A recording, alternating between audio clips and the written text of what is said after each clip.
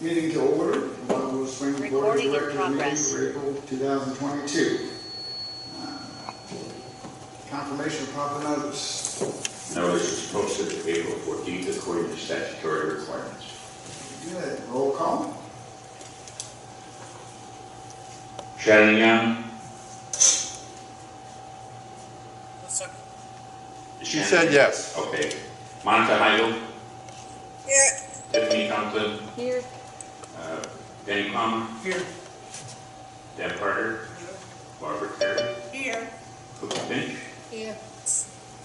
Tammy Allen. Here. Roger Schultz. Here. Dick McCullough. Here.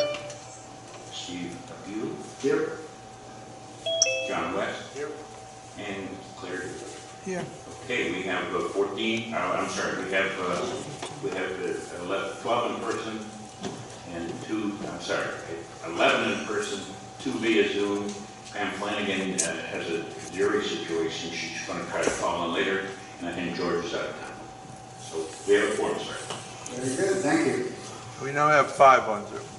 5 owners. So now we're blessed with 23 owners. All right, I want to welcome everybody.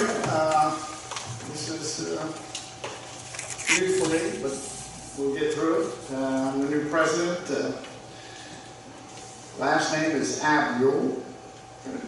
Now, for those of you who want to know what nationality it is, I'm going to tell you so I don't get questioned about it later. It's Swiss, believe it or not. Okay. I grew up in the Washington area. Went to University of Maryland, spent 3 years in the active Air Force, 5 years additional in the reserves, flying C-130s. Then I went into the drugstore management business, and then I ended up going to HVAC business and became a partner in a very large company. In 63, I said, the heck with it, sold my part and retired down here. I'm not new to the area. My parents bought here in '83. So I've been vacationing here ever since. 1989 and 1990, my dad was the president. This is a legacy. I continue. And maybe my daughters will be here after me. Who knows? Just a couple things. Spring Clean was fantastic. Cynthia, fantastic job. And Karen Baker.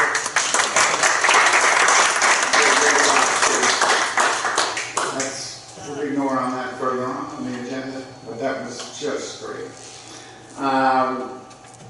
We had one of the county commissioners come to the Spring Clean. There was nothing political about this. Make that clear. We brought her because we have a bad homeless problem. And I took her on the golf cart and we toured it. Presently, they are working on, hopefully, getting that cleared out. Code enforcement was there last week. Didn't seem to do too much, but we talked to her again, and she said to give her till this Wednesday. So hopefully, we're going to get that cleared out. We'll see. We'll keep you updated. Another security note: we have had some panhandling going on in our association last weekend, not this past one, the previous. But if you tell people, if that happens, the easiest thing to do is, politely say no, close your door, and call the police. We have signs up. There's no soliciting allowed in here. Just call the police. Don't tell somebody the next day or later that day. Just call them immediately. Also, you want to make sure you keep your doors closed, locked. I see John and I travel around, and we see all front doors open, mine included. But my storm door's locked. Just don't want to give any opportunity. If you're home, you're back in your bedroom or something, somebody will walk right in. Make sure you keep the doors locked.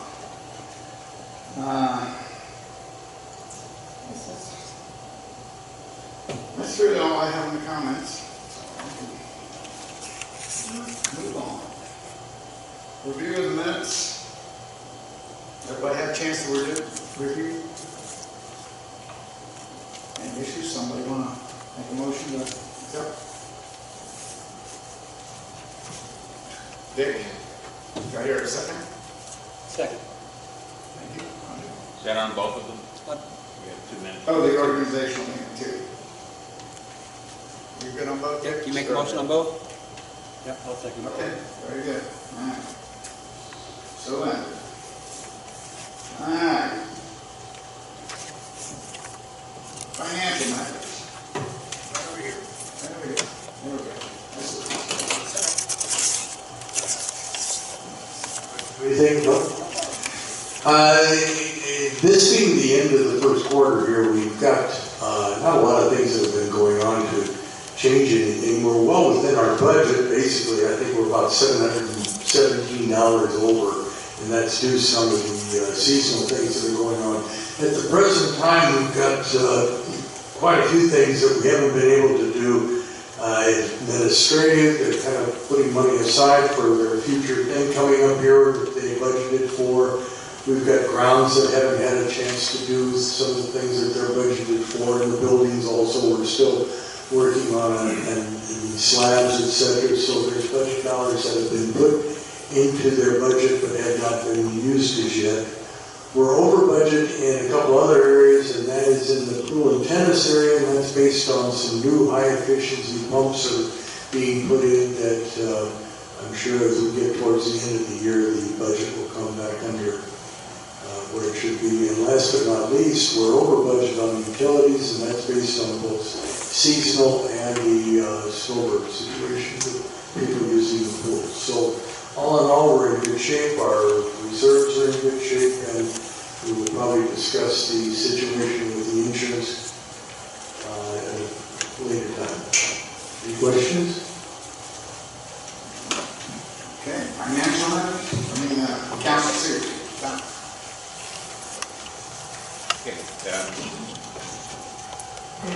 Okay, as far as the units, accounts receivable is probably the best shape it's ever been in. No one really is in arrears other than the units with legal issues. And of course, that is the unit that the bank owns now. It now has been transferred to the Bank of America. We've had contact with them. They're going to put it up for sale. I think that's 366. That's that up and downstairs unit. The foreclosure's gone through. And we contacted them and gave them, sensitized it through the attorney to make sure we can collect as much as we can according to statute. So that's been forwarded to the attorney for handling. And then they will bill the bank accordingly to the maximum we can get. The other owner that we liened is making arrangements for payment, and may even have the payment may have been made today, so that's 2 of the 3. The third issue obviously is 762, and the owners in Kentucky also have been served, and it looks like they're going to refuse or do anything about that, and so that unit could be sold in as little as 3 months. Now, we're the prime holder on it. We understand that there's no mortgage. And if that's the case, the association will certainly bid on the unit, take it over, do what needs to sell it, and it would be very beneficial, especially to help repay our surplus funds and things of that nature. So the action is all positive on the accounts receivable. Very good, thank you. Old business, second floor entry slide renovations. Okay, they started today. They're fortunate. They're working on 718. Looks like a typo. It says 7178. It's obviously 718 and 719. They removed the under slab and put in additional temporary support there. And they're also working on the 742-43. So we hope to have both of those done, hopefully by the end of the week. It takes about a week to do this. And then they'll be moving over to the units in Pinehurst, 107, 108, 109, 110. All right. Operation manual. Claire. Mike,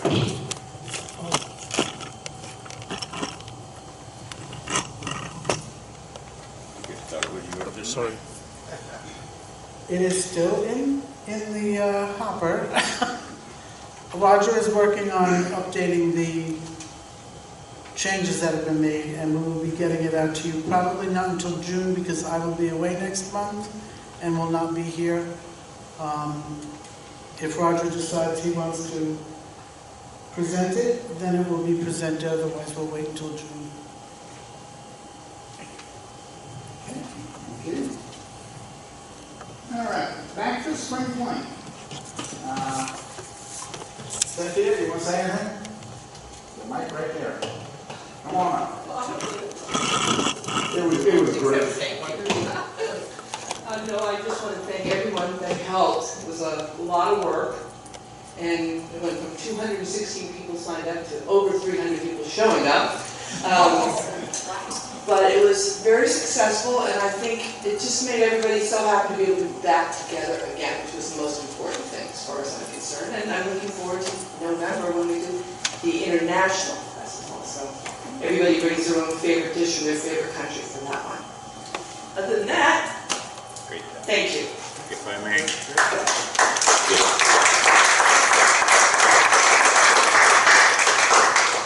Cynthia, you haven't seen this, but a letter was sent along. We had many telephone comments, albeit positive, but we did receive a letter from Joanne Wood at 667, and she said, John, a note of thanks to the staff, Maggie, the volunteers for a very successful spring clean. You and your team, not me, but she did, not only provide a wonderful environment for residents to daily enjoy, but then went all out for this spring to bring us together in a joyful occasion. A true example of a great, caring association of homeowners. My table and I truly enjoyed the lovely picnic area, the music, the election, easy for somebody else to say. Excellent organization, golf cart pickup service, the abundance of grilled offerings, especially the veggie burgers, who will be vegetarians. Requesting donations for Hope was another special highlight. For this and much more, I remain appreciative of Wildewood Springs resident Joanne West. And for the record, some $1,108 was collected in cash for Hope. One of the 50-50 winners contributed his share to put it over the $1,100 mark. An untold amount of materials and whatever the materials were, clothing and stuff like that, probably equaled another $1,000. So it was a very, very beneficial thing for Hope, and they certainly, we anticipate a letter of thanks to everyone. Thank you. Again, great job, Cynthia. Now for the elephant in the room.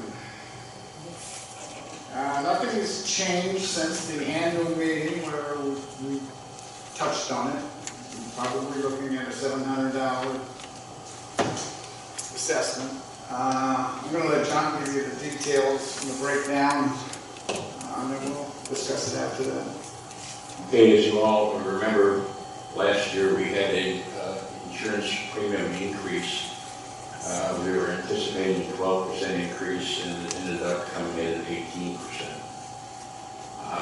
This year, the budget committee was given the approximate figure of an 18% increase, and it came in at 26.5%. There's only one company in the whole state that is backed up by the state that we bid on this, so the competition is practically nil. Coupled with the fact that every 3 years the state requires us to have a building appraisal to have a full understanding of what the approximate value is to be insured. And we went from, mainly because of supply chain and hard to get materials, our value went from 78 million to 92 million. So what happened was, of course, not only we had a 28% increase in the premium rate, but we also had the almost $14 million increase in value. So we've currently paid almost all of the due for the insurance premium, but surplus cash to pay the increases that weren't anticipated. So as we sit right now, March 31st, we have a negative $35,000. I'm rounding this off, by the way, without getting into pennies and nickels and dimes. But we have a negative $35,000 in our insurance fund. Why? Well, because we had the money, but we had to take it from the operation surplus. So we're still going to have to pay another $61,500 when they finally figure out what the final bill is, because the increase in valuation came in after the premiums were ordered, and so the company is still determining how much more the approximately $14 million in valuation premium will be. We're guessing it's about $60,000, so that's what's that there. So what happens is that we make a contribution of over $36,000 a month for the monies that we pay. And so by the time we pay up all of the premiums and end up at the end of the year, December 31st, we anticipate to have roughly $230,000 in the bank. March 7th, if everything goes right, and that means probably another 12% increase minimally, our bill should be about $565,000. That is scary. That is scary. When you think about 2 years ago, it was $297,000. And it's nothing, I mean, the very interesting thing is that if you divide our premium by the number of units, our insurance cost to you each individually is somewhere around $975 a year. If you talk to some of our mates at Wildewood too, what's it's 1,900? 1,900 on one, and then up in Spring Lakes was 29. Yeah, 100 per unit. Per year. So even though it's crazy as far as the numbers I've been giving you, we're still well below the per unit capita that everybody else is, and part of that is the hard work from the agents and the beating down that we try to do. So what this means is that we need, come March 7th, instead of 230,000, we need an additional 335,000. And why? Well, that's because number one, the increase in premium, and number two, the shortfalls that we've had in the past 2 years. The good news is, as I said, we've been able to pay the bills because we had it in the fund or the surplus. So bottom line is to bring in that $335,213 to round it again is $600 a unit. Okay, and then of course we have to. We don't have to, but we certainly should repay the operating surplus, because that is that stopgap for emergencies. A few years ago, when we had the hurricane, it cost us $94,000 just to clean up. We had limited roof damage, maybe $6,000 worth of roof damage, but about $88,000 worth of cleanup of the trees and the debris and everything else. So if we don't pay the $100,000, we'll end up with much less in the operating surplus, maybe as little as $20,000. So that's the additional $100 per unit, which goes ahead and gives you the total assessment of $700. It breaks down differently, as you know, because everybody pays per square foot. And the 2200s actually will pay $748, and the 900s will pay $671 with a degrading in between. Just in case you want to know your own units, 2080s will be $737, 1800s $720, 1700s $710, 1550 $692, 1450 $686, 1220 $682, and the 900s, of course, $671. This is we can't do anything today other than schedule a meeting to assess the owners, which has a requirement of a minimum of 14-day notice. So I'm anticipating that the board have a discussion, and that if they decide to go forward with this plan, we would notify you at a minimum of 14 days before the next meeting, where they would actually form this assessment. It's anticipated that they're considering allowing 4 quarterly payments, which should make it somewhat easier. In other words, you'd have roughly $175 due July 1, October 1, January 1, and April 1 of next year. Any of you would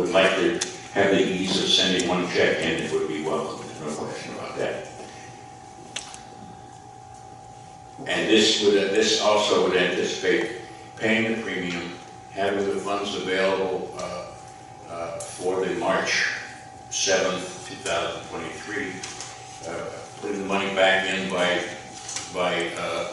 April of next year into the operational fund, surplus fund, and then collecting enough money for a 12% increase for the following 2024.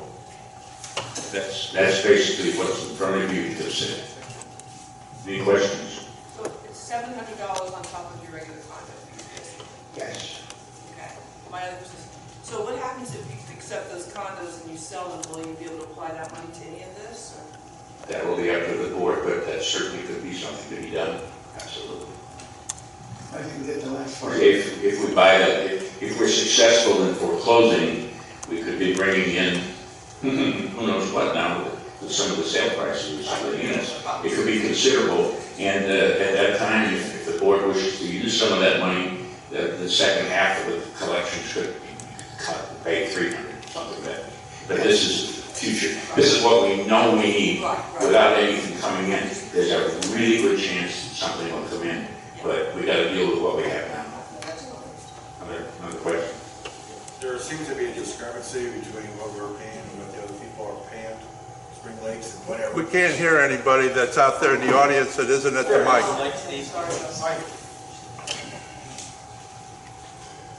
This working? There seems to be a discrepancy between what Spring Lakes is paying for percentage-wise versus us. Is it just saying that it's going to catch up with us down the road? No. No, not to that extent. The problem they have is much less units. See, they've got 48 units to pay a bill of X. We have 558 to pay. Of course, the valuations are different, things like that. But no, we're still on level of everybody else, other than it just works out better for us because of the number of units. Okay, talk to Mike. The insurance guy had talked about some leveling. Are you going to look into that as far as that goes? I started doing that already. Okay. Somewhat discouraged from what he had to say, but let's don't push it because we don't know. But the concern is what the various insurance companies would rate as a premium. In other words, the big concern right now is we're with ACI. ACI is the biggest state-backed fund insurance company. So in other words, if they go bankrupt, the state will back up and will pay us if something goes wrong. Right. But there is some concern about their financial stability in the future. And if they say next year, well, we don't want to insure anything of 92 million, maybe we'll give you 50 million. Then you start layering, and you got to go to the lead insurance company, and they'll take 30 million, somebody else will take 30 million, and hopefully the rates will be somewhat less without a big exposure, because that does open us to other insurance companies. Because right now, because of our total value of 92 million, no one wants to take that burden on, you might say. So, and then of course, I don't know, I guess we're going to get into it, but I did talk to the agent today, and he said, of course, you could use some fancy term, which I think I've forgotten because it scared the heck out of me. But he said we could reduce our sublimits. And I said, well, what's that? He says, well, you don't have to insure the 92 million, you could insure the 50 million. Well, hell yes, that's going to lower the premiums. Yeah, no question about it. But it's not a way in the world that I could advise anyone in this room, certainly not board members, not to insure their value, because there could be personal responsibility there. So, I mean, it may, that layering thing didn't turn out to me to be as advantageous as it might be, but we've got to have several meetings to go over that. Okay. Thanks, John. Not to try to justify this in any way, but it's just how well we have it compared to a lot of our neighbors that I've talked to over the last few years. Spring Lakes, right across the boulevard, right across from Sherwood, is looking at a $6,500 assessment because they need to have their roofs done. And that's per unit. We do this, you know, all of that's in our reserves and we prepare for that. So this organization over the years has been run very well compared to these other places. So, but like John said, if we do get that unit, that's something we can look at and maybe cancel that after that. But for right now, we need to pretty much get started on this.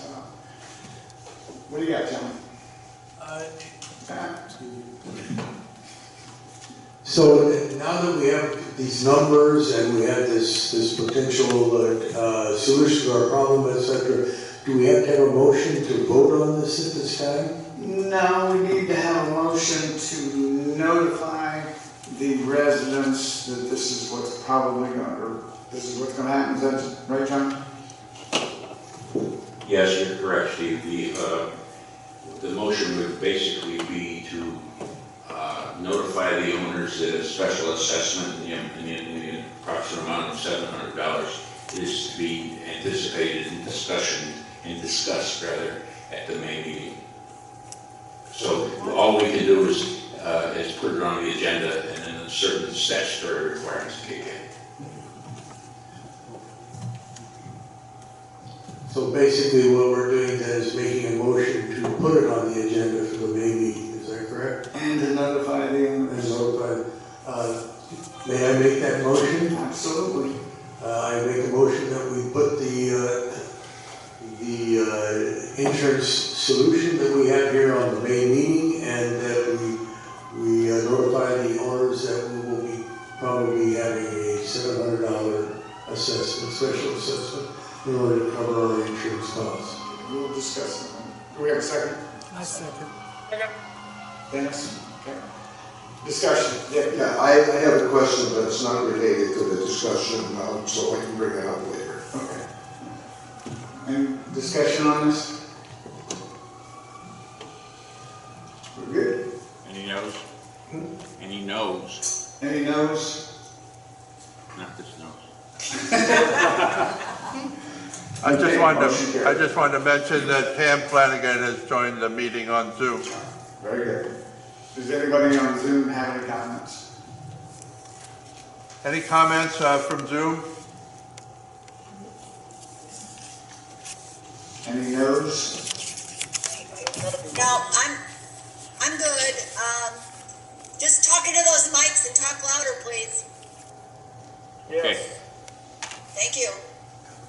Okay. Motion carries. Very good.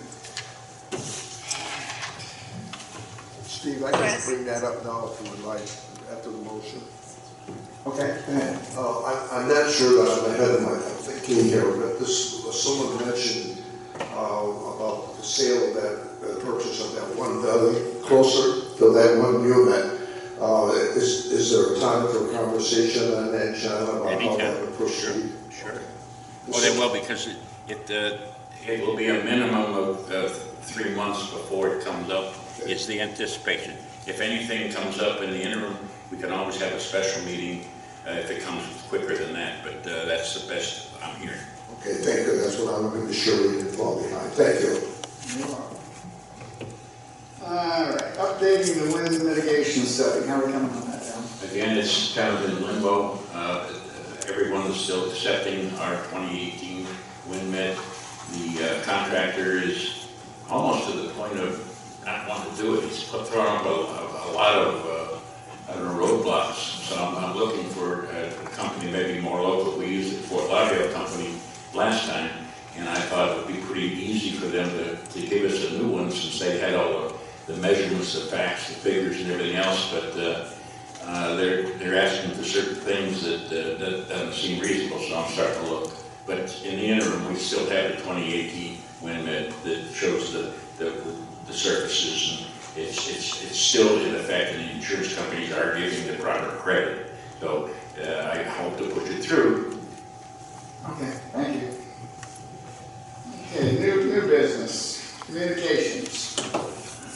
Good communications this time. One Communication is, what's my notes? Yeah. Okay. First communication was to an owner, Louise. Okay, here it is. First communication was to Mr. Rick Ventro, 522 Lakeside Drive, concerning, I guess disturbances would be the best word at the pool, where it apparently made people somewhat uncomfortable with his conversations about various things.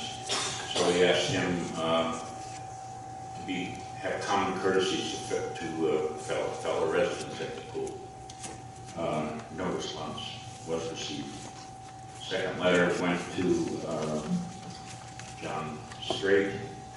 He's at 566, I think it is, yeah, 566. Lakeside. It's been brought to our attention again this season. He's been seeming to have it, what I say, because you can't prove it. 30, less than 90-day guests in his unit, more like a week. And I basically told him that I anticipate recommending to the board that we fine him $100 per violation for this year in the amount of $300. The way it goes is that you have to assess the fine, then I notify him and we give him 2 weeks to reply to the committee, grievance committee, and see if they waive the fine or agree to the fine. So I am saying that this is a minimum of three visits this year by people that he didn't register with us, that seemed to be down on golf junkets and things like that. When I contacted him last year, he said they were his cousins. Yeah. And so, Tammy, you might know more about this than I do, but so I'm recommending that we assess this fine. It started a couple of years ago. Last year, it seemed every weekend it would start on a Wednesday evening, and people would go home on a Sunday afternoon. Some would go golfing. They would have their golf clubs, and they would go out golfing every day, and then they would hit the pools. And when you carefully just say, "Oh, where are you staying?" They would kind of mumble that unit number, but they didn't know how to get to it. They would say, well, you go down the walkway, then you turn to the left, and then you turn to the right, and you walk up condos, then you go to the right again. Or one comment was, well, we had to use GPS to get in here. And it's like, well, if you're cousins, why didn't you know how to get in here? That sort of thing. And when it came to being at the pool, how many people put suntan lotion on in the pool and then wash your hands in the pool? All kinds of things like that. And it was continuous every weekend. It was a revolving door of people coming into that condo and saying their relatives. Yeah. John, may I ask you a question? This guy's done this more than once. We see 3 times. Isn't there a multiplier effect we can get? The second time it's 200, the third time it's 300 a night? State statutes allow for a $100 maximum, $100 per incident with a maximum of $1,000 for use.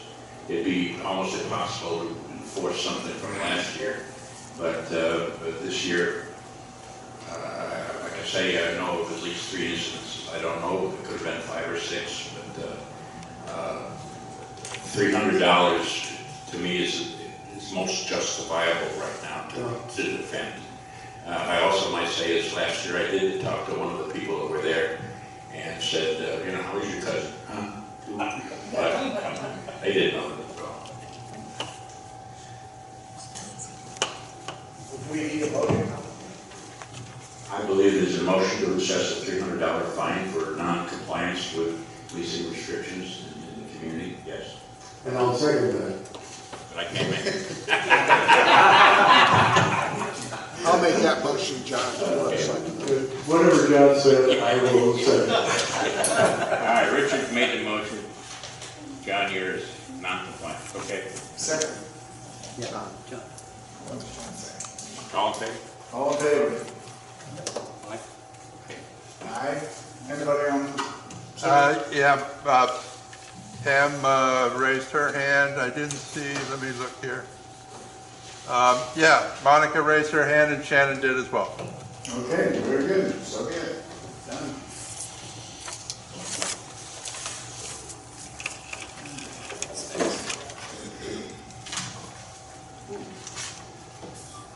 We need to set a date for the fall festival. The International Fall.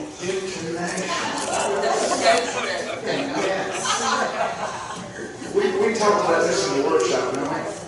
Talk about the 5th, because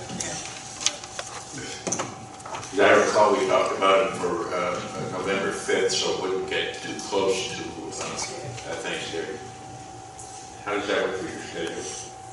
I'll be flying down. Okay. I have a new baby on the way, so I'll come down and be here for that, no problem. That's what I just needed to know. That's dedication. Ooh. Congratulations. Please.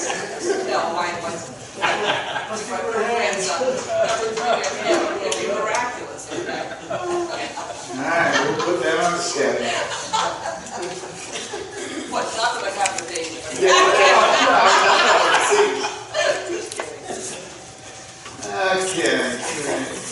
Manager's report. Okay, this month we've gone over most of it, other than the general items. To report that we've begun a general project to ensure all pipes and roof penetrations, meaning vents and everything goes through the roof, has the proper coverage. At one time, everyone had a screen on there that would preclude anything from crawling in and getting in. We've done a survey and found that some of those screens are deteriorated or not even there. Currently, all of A in Pinehurst and almost all of B in Pinehurst have been done. There's about 26 or 28 roof penetrations on each building, so we'll work on our way through. And we're planning 7 or 8 or 9 each one on there, but we're putting new materials on everything. And, oh yes, the other issue is flooring is supposed to be installed today, and I think they were doing it on 8/11, so once that flooring gets in, we'll be able to do the various tests. And I guess we have to recommend who's going to camp out below for a couple of weeks. Not sure how the test is going to go. Who's volunteering? Bring the cloggers in. Yeah, bring in the cloggers. Oh, yeah. Finally, we handled, my goodness, that's another typo. I must have really been in trouble on that one. We did not do 1,000 requests handled. We did 295 this past month. I'm going to say that's an awful lot.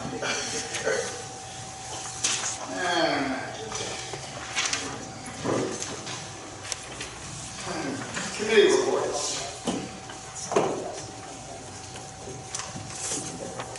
Johnny, you want to start?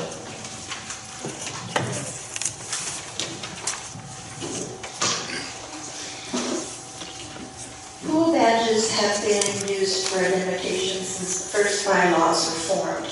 Spring 2020, due to the multiple spring break, people, sneak-ins, followed by COVID, security has been checking badges. Since January, the committee has been discussing the ongoing issue of owners not bringing badges and rude behavior towards fellow residents, guests, and our hired security. Several owners have come to the committee or have written letters voicing their concerns and fears for their safety at our pools. The current concerns have been brought to the attention of John. There are 3 individuals with repeated offenses, and John knows their names. The pool committee discussed and determined bad behavior to security or other residents will not change until our behavior changes.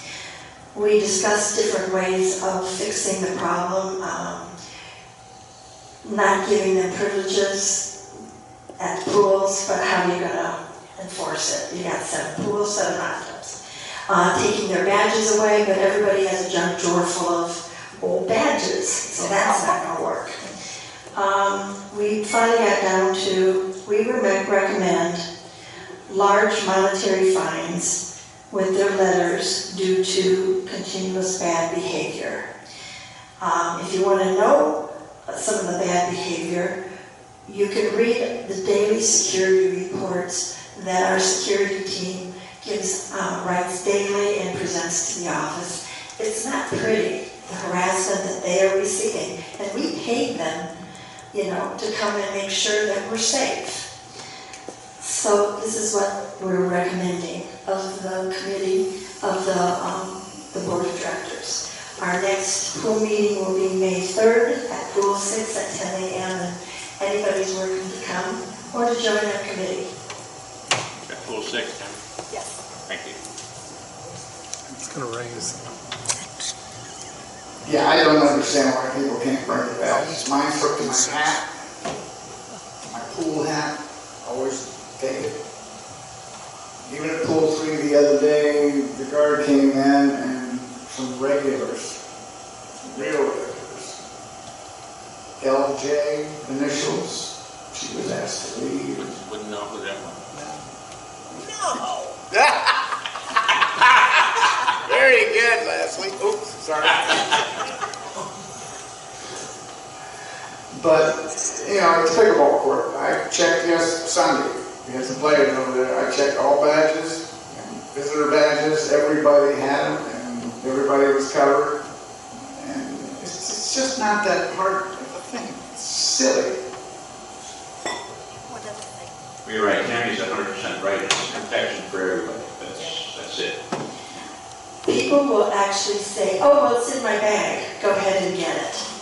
One, they're not going to go in your bag because that's private property that they don't have a legal right to go in. Even though you say go in, what's in that bag, it could be harmful to them and has their fingerprints on it. Two, it's your responsibility, not theirs.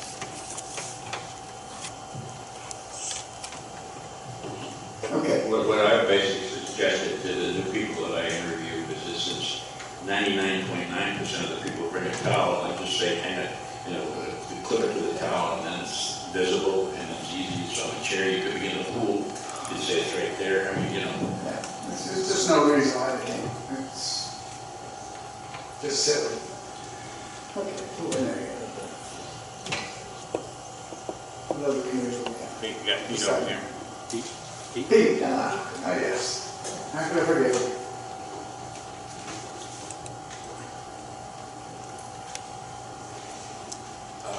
The grounds committee this past month continued plantings, that we had a long list of plantings that we were working on, and also finished up the mulch, which was late due to staffing problems and supply problems with the mulch company.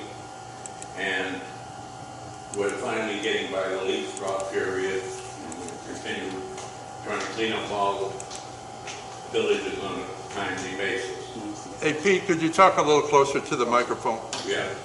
Raise it up, Pete. Raise it up. Okay, yeah. And that's about it. There's been really no problems concerning the grounds committee. People have been receptive for all our situations. And I know right now we're going through a dry period, so we're trying to water the tender plants to get by this. And that's about it. So about this one. Yep. All right, thanks, Pete. Good job. I might say, Peter doesn't know this, but today I traveled the grounds with our new insurance representatives, the risk manager, who's coming out to show us various things that we might want to address in the future to avoid slip and falls and things like that. And he said that he hadn't been on this property maybe in 25 years, and he just couldn't believe how good the grounds were. That's what he said, unsolicited. On another side, he wasn't happy about some of our elevation changes at the pool, from where we walk in to the quarter-inch step to the pavers. So we're going to write up, but we'll talk about that when it comes in. All right, thanks. IT? Oh, sorry.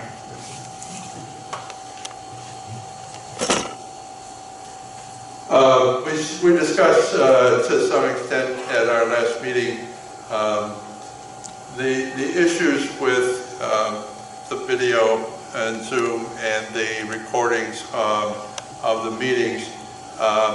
In particular, the experience at the annual meeting was not very good. We actually had some Wi-Fi issues here where the Zoom would freeze and people on Zoom are, kind of left in the dark. So we're trying very hard to make this work better, and I think although we think that the sound system is much improved today, people on Zoom still feel that this is kind of garbled. Is that correct, people? We've had several comments that this sound isn't real good yet on Zoom, so we have to keep working and try to make it better. One other thing that you might want to take a look at, Barbara has a very interesting little document called Guide to Living with Urban Coyotes. And we put it on the website if you want to take a look at it. I think it was published by the Florida wildlife people, and I think it is very useful. I think they're not as bad as you think. I saw our neighborhood one up in Wildewood too this weekend, just walking right along the road. I saw one this morning. I saw one this morning, walking down Spring Lakes Boulevard. Leave them alone, they'll leave us alone. So they say. Alright, building committee, that would be me. Not a whole lot, we're anxiously awaiting this flooring test so we can see how that goes. Besides that, I don't think we have anything. Just the slab work. The slab work, of course, John's already given a report on that, so. That's all I got for the building committee. I do have one other thing too that I meant to say, and this is to Barbara, just as many congratulations concerning the spring fling that we've gotten at the office about the newsletter. Everybody's very, very happy. Well, I got one of my Dennis. The movie night was a great success. There was about 50 people there, and if you weren't there, you missed a really good show. Thank you. Great job. Looking forward to it. The fall. Get once a week, I hear.